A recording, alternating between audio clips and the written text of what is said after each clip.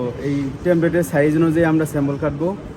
তো এই টেমপ্লেটের এই প্রস্থ বরাবর আছে হচ্ছে 100 মিলিমিটার, আর লেন্থ বরাবর আছে হচ্ছে 75 মিলিমিটার, আর এইদিকে হচ্ছে 45, এইদিকেও 45, তাহলে 90, আর এই কাটা অংশটুকু হচ্ছে 10, এলো 100।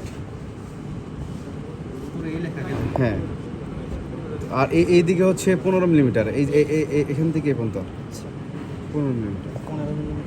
তো স্যাম্পল যখন আমরা কাটবো ওয়ার্প এবং ওয়েব ডিউরেশন অনুযায়ী কাটবো। তো ওয়ার্প ওয়েব কীভাবে কাটবো, ধরেন এদিকে সেলভেজ আছে, এদিকেও সেলভেজ আছে। তো সেক্ষেত্রে আমরা যদি এই টেমপ্লেটের দিকে এইভাবে ধরি, তাহলে আমরা কোন স্যাম্পল পাবো দেখেন তো? ওয়ার্প নাকি ওয়েবটি পাবো? তাহলে কাটবে তো, ছিটবে তো এইদিকে, তাহলে স্যাম্পল সুতা আছে এইদিকে, তাহলে ওয়েবটি স্যাম্পল। তাহলে এইভাবে যদি কাটি তাহলে হচ্ছে ওয়ার্পের স্যাম্পল পাবো। তো এরকমভাবে আমরা কাটছি। তো এখন এই যে এরকম শুধু নিট ফেব্রিক বাদে ওভেন ফেব্রিকের টেস্ট এখানে আমরা হেভি হোক লাইট হোক সব ধরনের টেস্ট আমরা করতে পারবো। তো এখানে আমরা সেট আপ প্যারামিটারে যাই, এখানে দেখবো সেট আপ প্যারামিটারে কী আছে। তো এখানে হচ্ছে সিলেক্ট ওয়েট, এখানে 5 ধরনের ওয়েট ইউজ করা হয়, যাকে A, B, C, D, E দ্বারা ইন্ডিকেট করা হয়েছে। তো এখানে এ হচ্ছে 8 নিউটন,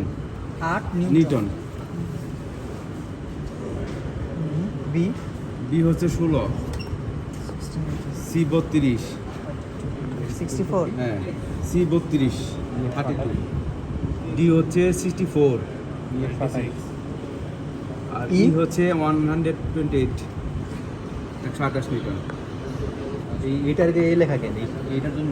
হ্যাঁ, এটা হচ্ছে এটার টেমপ্লেট, এটা এ ইন্ডিকেট করা আছে, টেমপ্লেট এ। এখন হচ্ছে দেখেন, তো এখানে এ বি সি যেটা আছে, এই তিনটা হচ্ছে লাইট ফেব্রিকের ক্ষেত্রে ইউজ করা হয়, আর ডি হচ্ছে হেভি ফেব্রিকের জন্য। তো এই ফেব্রিকটা আমরা যেটা নিছি সেটা হচ্ছে হেভি ফেব্রিক। তো এই হেভি ফেব্রিকের ওয়ার্পের স্ট্যান্ড আছে প্রায় 40-এর মতো আসে, 40 নিউটনের মতো আসে। সেক্ষেত্রে কোন ওয়েটটা আমাদের জন্য perfect? Pendulum weight the perfect, 64। তো এই জন্য আমি ডি পেন্ডুলাম ওয়েটটা আমি এখানে দিয়ে রাখছি। তো রিকোয়ারমেন্ট অনুযায়ী এটাকে চেঞ্জ করা যায়, আরও ওয়েট আছে, আমরা চাইলে আমরা সেট করতে পারি। তো এখানে যেহেতু ডি, আমি ডি দিয়ে দিব। সিলেট প্লাই, এখানে যদি টেস্ট একসাথে দুইটাও টেস্ট করতে পারবেন, অ্যাভারেজ ভ্যালু আছে। একটা করে টেস্ট করলে প্লাই 1 দিবেন, দুইটা একসাথে করলে 2 দিবেন। একটা করে টেস্ট করব প্লাই 1। এখানে দেখেন বিভিন্ন একক আসতেছে, কোন এককে আমরা মানটা নিতে চাই, নিউটন, গ্রাম, কেজি, আউন্স, পাউন্ড। তো আমরা নিউটনে রাখি।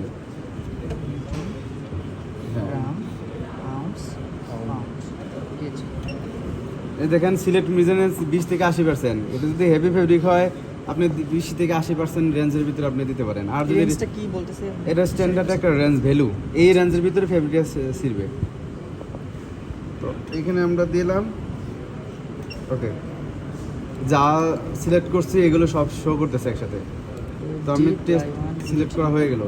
এখন আমাদের স্যাম্পল হচ্ছে ওয়ার্পের একটা স্যাম্পল, দুইটা জো আছে, একটা হলো ফিক্স জো, এটা ফিক্স জো, আর হচ্ছে মুভেবল জো, এটা মুভ করে। এই দুই জোর ঠিক মিডল পয়েন্টে এই যে এখানে আমাদের স্যাম্পলটা সেট করতে হবে। এই যে দাগ কাটা আছে না, এই কাটা আছে যে এই কাটার ভিতরে যেন থাকে, আর এই দিকে নিলে কিন্তু অন্যদিকে চলে যাবে। এখানে আমাদের এই দাগ কাটা বরাবর রাখবো। তারপরে হচ্ছে যে 20 মিলিমিটার এরিয়া আমাদের কেটে নিতে হবে নিচে নাইফ দিয়ে। এই যে কাটার আছে এখানে, এই যে এই যে নাইফ দিয়ে 20 মিলিমিটার এটা কেটে নিলাম। মানে ফেব্রিক ছেঁড়ার পরে ফেব্রিক স্ট্যান্ড কেমন আসে, এটাই স্টিয়ারিং টেস্টের একটা ই। তারপরে হচ্ছে স্টার্ট টেস্টে যাওয়ার পর এখানে দেখেন নিচে দুটো বাটন আছে, একটা বাটন প্রেস করলে কিছু কাজ হয় না। এখন দুটো বাটন যখন একসাথে প্রেস করব তখন এই যে নাট দেখেন পেন্ডুলাম ওইটাকে ধরে রাখছে, এই নাটটা ভিতরে চলে যাবে, তখন এইটা আনসাপোর্টেড হয়ে যাবে। এই দেখেন ঠিক আছে, 41.954, এটা হচ্ছে ওয়ার্পের স্যাম্পল। দেখেন রেঞ্জ ওকে, তার মানে আমাদের রেঞ্জ ঠিক আছে। এখন যদি আমরা এখানে 16 নিউটনের ওয়েট ইউজ করতাম বিটা, তাহলে কি শিখতে পারতো? শিখতে পারতো না। এদিকে আসেন, পিছনে যারা আছেন তারা সামনের দিকে আসেন, পিছনে যারা আছেন এদিকে আসেন।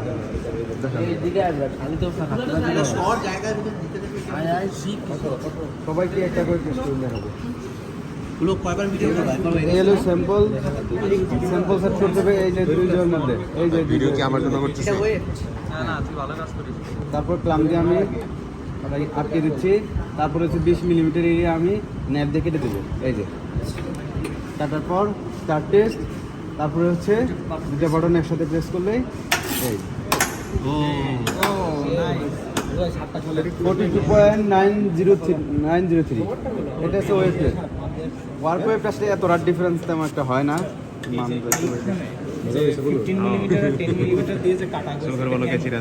এটা হচ্ছে এই মেশিনেরই একটা স্ট্যান্ডার্ড। এই মেশিনে যে এই স্ট্যান্ডার্ড একটা দিয়ে দিছে, না কাটলে রেজাল্ট পারফেক্ট হবে না। আমরা শিখতে পারবো কিন্তু মান অ্যাকসেপ্টেবল হবে না।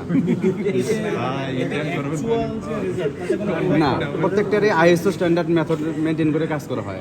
যেমন এটাও সেম। আর এটা হচ্ছে যে আরেকটা বিষয় আছে, বলি এটা হচ্ছে যে এখানে যদি কাটা না থাকে হ্যাঁ, তাহলে একই প্যারালালে ছিড়বে না। অনেক সময় এই দিকে চলে যাবে, এই দিকে চলে ছিড়তে পারে, সেক্ষেত্রে রেজাল্ট অ্যাকুরেট আসবে না। এই যে জয়ের যে দুইটা হচ্ছে ডিসটেন্স, এটা হচ্ছে মানে এর মধ্যে থাকতে হবে। হ্যাঁ, এটা ঠিক এর ভিতরে থাকতে হবে। আর এইদিকে যদি চলে আসে তাহলে তো রেজাল্ট ভেরিয়েশন আসবে। আর কিংবা এই লাইন বরাবর নাও শিখতে পারে। ঠিক আছে, আরেকটা টেস্ট করছি, আরেকটু ওয়ার্পে নিচ্ছি।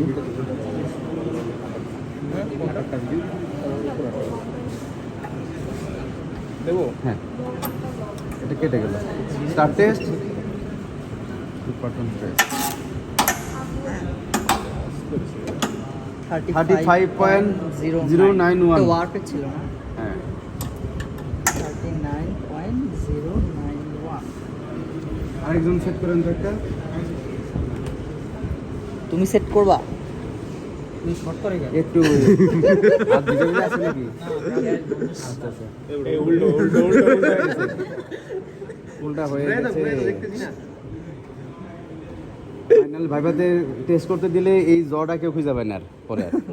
এই যে দুইটা বাটন প্রেস করতে হয়, এটা সতর্ক করে দিলাম। আসলেই মেশিনের সমস্যা ভাই। শর্ট করে স্টার্ট টেস্ট এটা ছিলেন, হ্যাঁ। তারপর স্টার্ট টেস্ট, দুইটা বাটন একসাথে করে ভাই আপনারা মেশিন মানিয়ে নিতে পারতেছেন না। কাটে কোনটা দিয়ে কোন বাটন? এটা হচ্ছে ওয়ার্কারের নিলাম নাকি ওয়েব